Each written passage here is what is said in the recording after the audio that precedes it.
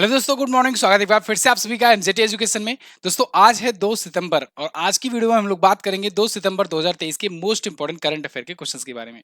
लेकिन उससे पहले आप सभी लोग रक्षाबंधन मना करके तो आ गए होंगे अच्छे तरीके से। आई होप सभी लोग अब से फिर से जुट जाओ वही पुरानी लय में और दुगनी रफ्तार से। एग्जाम्स बहुत ज़्यादा करीब आने वाले हैं आप सबके, तो आप सभी लोग तेजी से जुट जाओ। और आज से आपको एमजेटी एजुकेशन चैनल पर भी बहुत सारी क्लासेस मिलने वाली हैं और जल्द ही आप लोग के लिए करंट अफेयर का रिवीजन सीरीज भी स्टार्ट किया जाएगा इसी चैनल पर। लाइव क्लास जो शाम को होती है तो उसको भी स्टार्ट किया जाएगा जिससे आप प्रॉपर तरीके से रिवीजन भी कर पाओ। इस वीडियो की पीडीएफ फाइल और क्विज वगैरह जैसा कि आप जानते हो एमजेटी पर मिलता ही है। शुरू करते हैं सबसे पहले कल के एक रिवीजन से। कल हम लोगों ने पढ़ा था भारत का पहला सोलर रूफ साइकिलिंग ट्रैक कहाँ बनाया गया, तो यह हैदराबाद में बनाया गया है। इसके अलावा अभी हाल ही में मिस अर्थ इंडिया का खिताब जीत लिया है प्रियांश सैन ने। और केंद्रीय मंत्री नितिन गडकरी जी ने दुनिया की पहली 100% इथेनॉल ईंधन वाली कार लॉन्च किया है नई दिल्ली में। इसके अलावा अभी हाल ही में आकाशवाणी के द्वारा विदेश मंत्रालय के साथ मिलकर के नो इंडिया प्रोग्राम इसको ऑर्गेनाइज किया। पाकिस्तान में भारतीय मिशन की प्रमुख बनने वाली पहली महिला बन गई हैं गीतिका श्रीवास्तव। और भारत ने अभी एशियाई विकास बैंक के साथ मिलकर के दिल्ली में जलवायु परिवर्तन और स्वास्थ्य केंद्र स्थापित करने की घोषणा की है। इसके अलावा कल हम लोगों ने पढ़ा था ईटी लीडरशिप एक्सीलेंस अवार्ड में परमजीत सिंह जी सम्मानित किए गए हैं। और मिस वर्ल्ड का 71वां संस्करण ये भारत के जम्मू कश्मीर में आयोजित होने वाला है। परमाणु परीक्षणों के खिलाफ अंतर्राष्ट्रीय दिवस 29 अगस्त को मनाया गया। और फीफा ने अभी हाल ही में श्रीलंका के फुटबॉल क्लब पर लगाया गया सैंक्शन हटा दिया है, बैन हटा दिया है। ओके, तो ये टॉप 10 करंट अफेयर के क्वेश्चंस थे कल की वीडियो से जिनका आपने किया है रिवीजन, वो भी सिर्फ और सिर्फ 1 मिनट में, है ना। अब बात करेंगे आज की करंट अफेयर की, लेकिन फिर एमजेटी ऐप डाउनलोड करो, वहीं पर आपको ई बुक मिलेगी, वहीं पर वीडियो कोर्सेज मिलेगा। ई बुक अगस्त महीने की आज लॉन्च हो जाएगी, हिंदी और इंग्लिश दोनों की, नए वाले फॉर्मेट में। ठीक है, अब से नया वाला ही फॉर्मेट कंटिन्यू किया जाएगा, वही वाली फॉर्मेट जो फॉर्मेट में पिछली बार आपको जुलाई मंथ की फ्री में दी गई थी ई बुक। ठीक है, तो वही ई बुक आप सेम वैसी प्रोसेस से जाकर के एमजेटी ऐप से प्राप्त कर सकेंगे। और इसके लिए प्रॉपर तरीके से आज लॉन्चिंग के बाद अनाउंसमेंट किया जाएगा। तो पहला क्वेश्चन, प्रत्येक वर्ष राष्ट्रीय पोषण सप्ताह कब से कब तक मनाया जाता है? तो ये प्रत्येक वर्ष 1 सितंबर से 7 सितंबर के बीच मनाया जाता है, राष्ट्रीय पोषण सप्ताह, नेशनल न्यूट्रिशन वीक। ये देखो, नेशनल न्यूट्रिशन वीक 1 से 7 सितंबर और नेशनल न्यूट्रिशन मंथ अगर कहा जाए यानी राष्ट्रीय पोषण माह, तो वो सितंबर माह को मनाया जाता है। ठीक है ना, तो ये दोनों ही पॉइंट आप याद रखिएगा। ये न्यूट्रिशन को बढ़ावा देने के लिए, यानी कि खानों में, खाद्य पदार्थों में पोषण को बढ़ावा देने के लिए, जिससे जो कुपोषण के जो मामले आते हैं उनसे निपटा जा सके भारत में, इसके लिए ये मनाया जाता है। ठीक है, जिससे पोषक चीजों का लोग खान पान कर सकें। 1982 से इसकी शुरुआत हुई थी, लोगों के बीच पोषण की महत्वपूर्ण भूमिका और स्वस्थ भोजन की आदतों को विकसित करने के लिए। इस बार की थीम रखी गई है healthy diet going affordable for all. Clear है ना। आगे, हाल ही में रमन मैग्सेसे पुरस्कार किसने जीता है? तो देखो, ये बहुत ही इंपॉर्टेंट क्वेश्चन है। रमन मैग्सेसे पुरस्कार, ये क्वेश्चन पूछा भी जाता है। ये दोस्तों एशिया का नोबेल कहलाता है। ठीक है ना, एशिया का नोबेल इसे कहते हैं। और इसे अभी हाल ही में दिया गया है और 4 व्यक्तियों को सम्मानित किया गया है। वो 4 कौन कौन से हैं? कोरवी रक्षंद, डॉक्टर रवि कन्नन आर, ये भारत के हैं। यूजेनियो लोमोस और मरियम कोरोनेल फेर। तो इन चारों को सम्मानित किया गया है, यानी उपरोक्त सभी ऑप्शन आप लगा देंगे। ठीक है, ये 4 आपको यहाँ पर भी दिख जाएंगे। जैसे देखो, कोरवी रक्षण जो है ये बांग्लादेश के हैं, जागो फाउंडेशन के संस्थापक हैं। ये बांग्लादेश से रमन मैग्सेसे अवार्ड पाने वाले ये 13वें व्यक्ति बन गए हैं। यूजोनियो लोमोस ये तिमोर लेस्ते के हैं, रहने वाले हैं, कृषि विशेषज्ञ हैं। ठीक है, और मैरियम कोरोनेल फेर ये फिलीपींस की हैं। ये समझ लो कि एक प्रकार से शांति के लिए बढ़ावा देने के लिए प्रोटेस्ट वगैरह करती हैं। ठीक है ना, तो एक समाज सुधारक टाइप से कह सकते हो आप। डॉक्टर रवि कन्नन आर, ये भारत के हैं और इनका नाम आपसे पूछा जाएगा जरूर। ये भारत में कैंसर रोग विशेषज्ञ हैं। ठीक है ना, तो इनका नाम इंपॉर्टेंट है ज्यादा, इनका नाम पूछा जा सकता है। रमन मैग्सेसे पुरस्कार का इस बार का 65वां संस्करण है। 50,000 यूएस डॉलर इस बार दिया जाएगा। ठीक है, और एक पदक दिया जाएगा जिसमें रमन मैग्सेसे की फोटो होगी। कुछ इस प्रकार से मेडल मिलता है। फिलीपींस के पूर्व राष्ट्रपति हैं, 7वें नंबर के राष्ट्रपति थे, उन्हीं के नाम पर रमन मैग्सेसे दिया जाना शुरू हुआ था। तो इस बार के ये सम्मानित 4 व्यक्ति हैं। ठीक है, रमन मैग्सेसे से। अब रमन मैग्सेसे के बारे में कुछ और जान लो। दोस्तों, इसे एशिया का नोबेल पुरस्कार कहा जाता है। ये फिलीपींस के 7वें राष्ट्रपति रमन मैग्सेसे की याद में दिया जाता है। कब से दिया जाता है? 1957 से दिया जाता है। ठीक है ना। अगला क्वेश्चन है, हाल ही में किस राज्य के भद्रवाह राजमा और रामबन सुलाई शहद को जीआई टैग दिया गया? तो देखिए ये जम्मू कश्मीर का प्रोडक्ट है और इसे अभी जीआई टैग दिया गया है। भद्रवाह राजमा और रामबन सुलाई शहद को। ये देखिए ये दोनों है, सुलाई शहद, सुलाई हनी, और ये भद्रवाह का राजमा है। तो दोनों को जीआई टैग मिला हुआ है। भद्रवाह राजमा जो है दोस्तों ये डोडा जिले में फेमस है जम्मू कश्मीर के, और वहीं रामबन सुलाई शहद ये जम्मू कश्मीर के रामबन का प्रमुख प्रोडक्ट है। भद्रवाह राजमा को चिनाब घाटी का गौरव भी कहा जाता है, साथ ही साथ लाल सेम भी कहा जाता है, ये इसके उपनाम है। अब यहाँ पर बात कर रहे हैं हम लोग जम्मू कश्मीर के जीआई टैग वाले प्रोडक्ट की। तो अभी आपको याद होगा कुछ दिन पहले भी जम्मू कश्मीर के 2 प्रोडक्ट को जीआई टैग दिया गया था, और उसके पहले कई और प्रोडक्ट को जीआई टैग दिया जा चुका है। तो ये जम्मू कश्मीर के दिए हुए जीआई टैग हैं, जैसे राजौरी चिकरी और मुस्क बुज्जी चावल जो अभी रिसेंटली दिए गए हैं, जीआई टैग पाए हुए हैं प्रोडक्ट हैं, तो इनको याद रखिएगा, ये नए हैं तो इंपॉर्टेंट है नाम। उसके कुछ महीने पहले बसोहाली पेंटिंग को दिया गया था जीआई टैग। कश्मीरी केसर को ऑलरेडी मिल चुका है। गुच्छी मशरूम को भी पिछले साल दिया गया था जीआई टैग। भद्रवाह राजमा को और रामबन सुलाई को, इन दोनों को अभी दिया गया है जीआई टैग। तो ये दोनों नए प्रोडक्ट हैं। क्लियर? ये तो जम्मू कश्मीर के जीआई टैग हुए। अभी कुछ और भी राज्यों के जीआई टैग मिले थे, जैसे जैसे अभी चोकुआ चावल को मिला है असम का। ये रिसेंटली है, इसके बारे में मैंने वीडियो में नहीं बताया, हो सकता है कल बताऊं, क्योंकि ये भी जम्मू कश्मीर वाले के साथ ही दिया गया है। तो आज आप ऐसे ध्यान रखो, असम के चोकुआ चावल को मिला है। राजौरी चिकरी ये तो मैंने आपको बताया। मुस्क बुच्ची चावल जम्मू कश्मीर का। जलेसर धातु शिल्प उत्तर प्रदेश के एटा जिले का। गोवा बेबिंका को, मनकुराड आम को, बीकानेर काशितकारी शिल्प को, और बीकानेर उस्ता कला शिल्प को, उदयपुर कोफ्तकारी मेटल क्राफ्ट को, इन सबको अभी रिसेंटली जीआई टैग दिया गया है। ये भी हाल फिलहाल में पाए हुए जीआई टैग वाले प्रोडक्ट हैं, ठीक है ना। चलिए, जीआई टैग क्या होता है एक बार फिर से रिकॉल कर लीजिए फटाफट से। जीआई टैग मतलब जियोग्राफिकल इंडिकेशन टैग। इसके लिए 1999 में भौगोलिक उत्पादक के लिए एक बिल लाया गया था। ये बिल जाकर के 2003 में एक्ट बना, जिसके तहत 10 साल के लिए दिया जाता है। एक्ट बना जिसके तहत किसी प्रोडक्ट को 10 सालों के लिए जीआई टैग दिया जाता है। जिसको जीआई टैग मिलता है उसकी ब्रांडिंग वगैरह बढ़ जाती है ग्लोबल मार्केट में। इसके अलावा उसकी ब्लैक मार्केटिंग रुक जाती है। और अब पहला प्रोडक्ट अगर पूछा जाए तो 2004 में पहला प्रोडक्ट बना था। पहला प्रोडक्ट बना था क्या? दार्जिलिंग की चाय, जिसे जीआई टैग सबसे पहले मिला था, दार्जिलिंग की चाय। ठीक है ना, ये बात आप याद रखना। ये पश्चिम बंगाल का प्रोडक्ट है। आगे बढ़ते हैं। हाल ही में रेलवे बोर्ड की पहली महिला अध्यक्ष कौन बनाई गई? तो भारतीय रेलवे बोर्ड के पहली महिला अध्यक्ष बनाई गई हैं जया वर्मा सिन्हा। दोस्तों रेलवे बोर्ड मैंने कई बार आपको बताया है 1905 में स्थापित हुआ था। 1905 में स्थापित होने के बाद आज 2023 चल रहा है, आज जाकर के पहली महिला अध्यक्ष मिली हैं रेलवे को, भारतीय रेलवे बोर्ड को। ठीक है, यानी कि 118 साल के आसपास हो गए। तो 118 साल के इतिहास में पहली बार यहाँ पर महिला अध्यक्ष बनी है जया वर्मा सिन्हा, ये आपको दिख रही हैं। और ये 31 अगस्त 2024 तक अपने पद पर रहेंगी। किसकी जगह पर आई हैं? अनिल कुमार लोहाटी की जगह पर आई हैं। अनिल कुमार लोहाटी इनसे पहले अध्यक्ष थे। ठीक है ना। अब रेलवे आया है तो रेलवे के बारे में फिर से हम लोग रिकॉल करेंगे। देखिए, भारतीय रेलवे यानी इंडियन रेलवे, इसकी स्थापना कब हुई थी, यानी पहली बार इंडिया में रेल कब चलाई गई थी? तो आप बताएंगे 16 अप्रैल को 1853 में। 1853 में किसका टाइम पीरियड चल रहा था? तो आप बताएंगे डलहौजी का टाइम पीरियड चल रहा था। ठीक है, डलहौजी का टाइम पीरियड चल रहा था। इसके अलावा अगर पूछा जाए कि चलो रेलवे एक्ट कब लाया गया था, तो रेलवे एक्ट जो है ना, रेलवे एक्ट जो है 1890 में लाया गया। और रेलवे बोर्ड की अगर बात करें तो रेलवे बोर्ड जो है इसका गठन कब किया गया? जैसा कि मैंने आपको बताया कि 1905 में इसका गठन किया गया लॉर्ड कर्जन के टाइम पर। ठीक है, इसके अलावा अगर पूछा जाए कि पहली बार इलेक्ट्रिक ट्रेन कब चलाई गई, इलेक्ट्रिक ट्रेन कब चलाई गई, तब आप बताएंगे 1925 में पहली बार इलेक्ट्रिक ट्रेन चली। अगर अच्छा, इसके पहले यहाँ पर जब पहली ट्रेन चली थी ना, तो ये इसका नाम क्या था? इसका नाम था ब्लैक ब्यूटी नाम था इसका ट्रेन का नाम। ये मुंबई से ठाणे चली थी, मुंबई से ठाणे के बीच में चली हुई थी। ठीक है ना, ये दूरी थी 34 किलोमीटर की, 34 किलोमीटर की ये दूरी थी।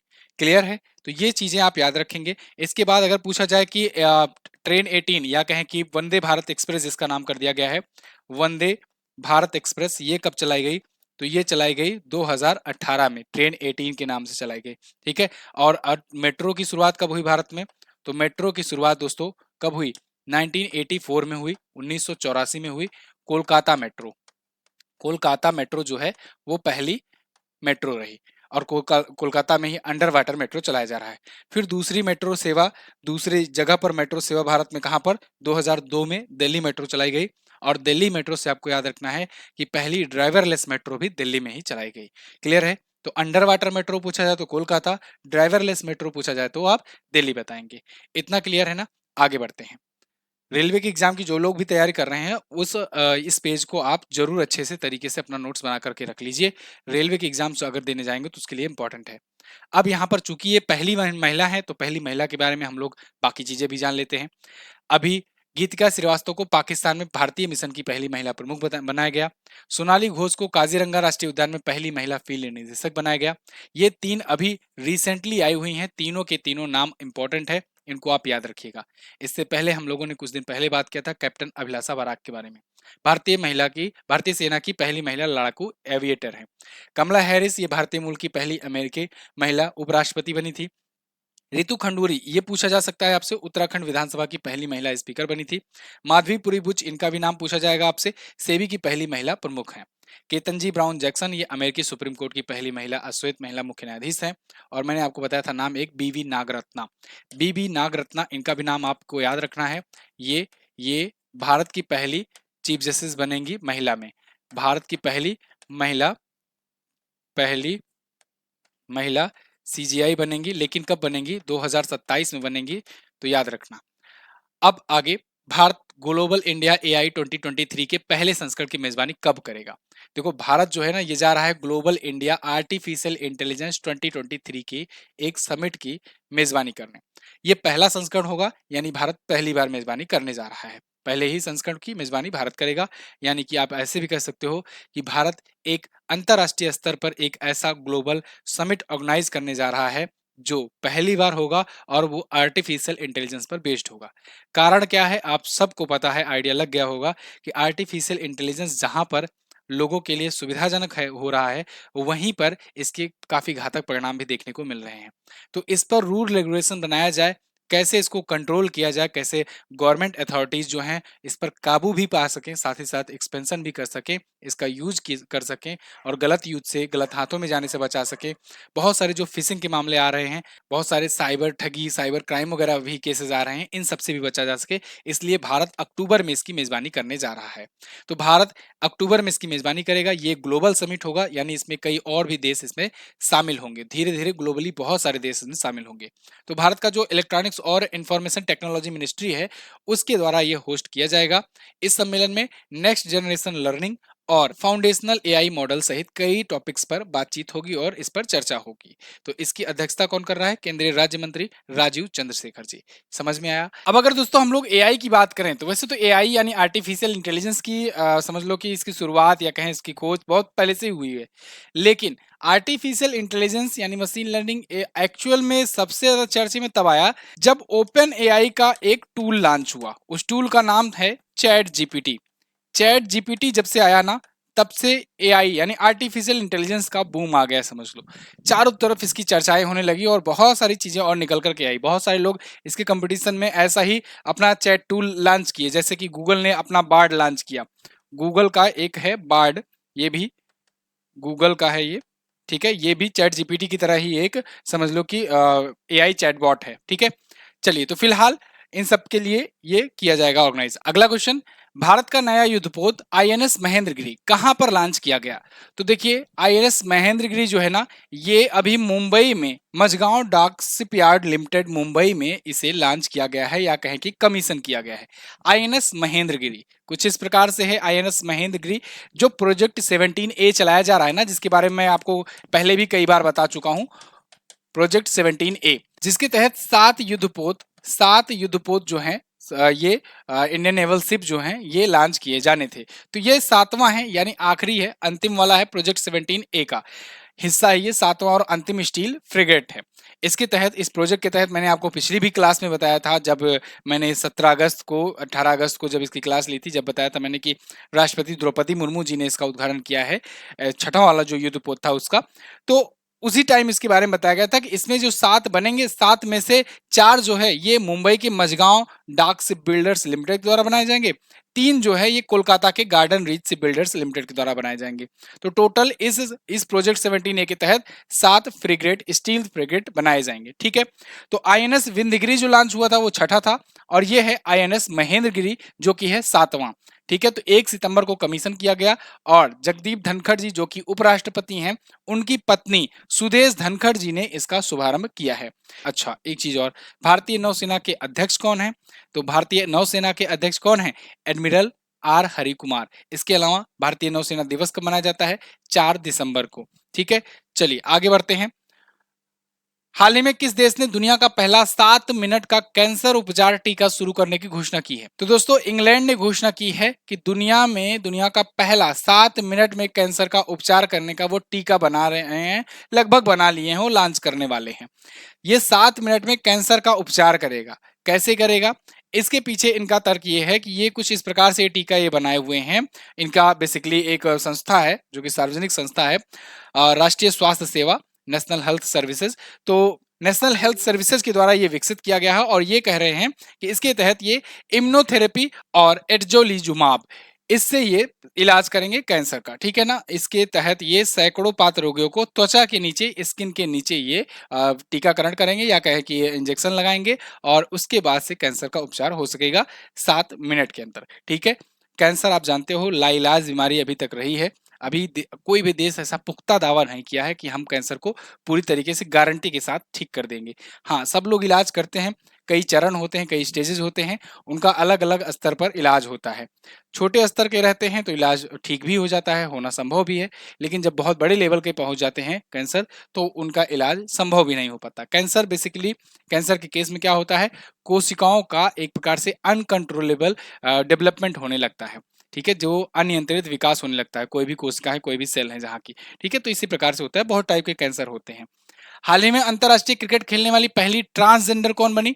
तो देखो, अंतरराष्ट्रीय क्रिकेट खेलने वाली पहली ट्रांसजेंडर बन गई हैं कौन? डेनियल मैकगाही।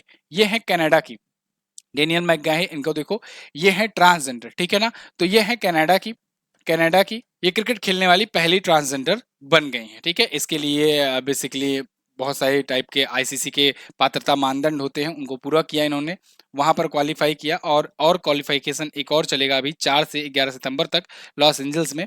उसमें भी अगर ये क्वालिफाई कर लेती हैं तो ये खेलेंगी, मतलब कि लगभग कंफर्म ही है। तो अंतरराष्ट्रीय क्रिकेट खेलने वाली ये पहली ट्रांसजेंडर वुमेन बन जाएंगी। ठीक है, डेनियल मैकगाही। आगे, हाल ही में अमेरिकी राज्य जॉर्जिया ने किस महीने को हिंदू विरासत माह घोषित किया? हिंदू विरासत माह, अमेरिका का एक स्टेट है जॉर्जिया, जॉर्जिया के द्वारा अक्टूबर को महीने को हिंदू विरासत माह घोषित किया गया है। ऐसा क्यों किया गया है?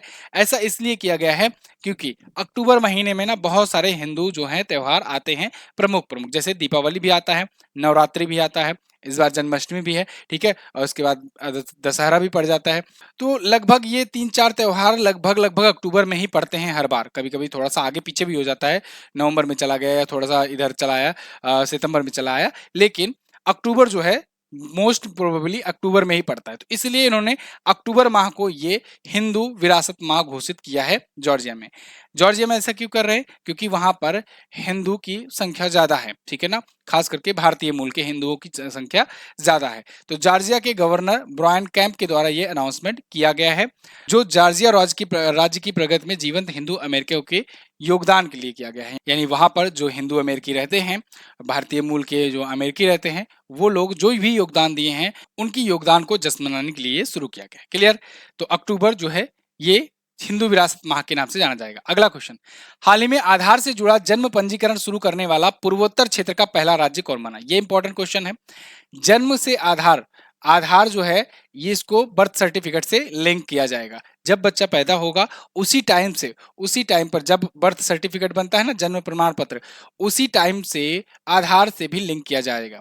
ठीक है, और मतलब कि सूचना देनी होगी, वहाँ के जो एम्प्लॉयज हैं या कार्यकर्ता लोग हैं वो आएंगे, और टेबलेट हुई होगा साथ में, उसी टाइम पर सब कुछ रजिस्ट्रेशन वगैरह कर देंगे, तो जन्म से ही आधार लिंक हो जाएगा पंजीकरण से। ठीक है, जन्म पंजीकरण से। ये शुरू किया गया है नागालैंड के द्वारा। ये बन गया है पूर्वोत्तर क्षेत्र का पहला ऐसा राज्य जो ये शुरू कर रहा है, ठीक है। और मोस्ट प्रोबेबली देश का भी पहला होगा, लेकिन अभी यहाँ पर न्यूज में तो इसी का कह रहे हैं। तो मतलब इसने पूरा एक प्रकार से ऑफिशियल अनाउंसमेंट कर रही दी है इसके लिए।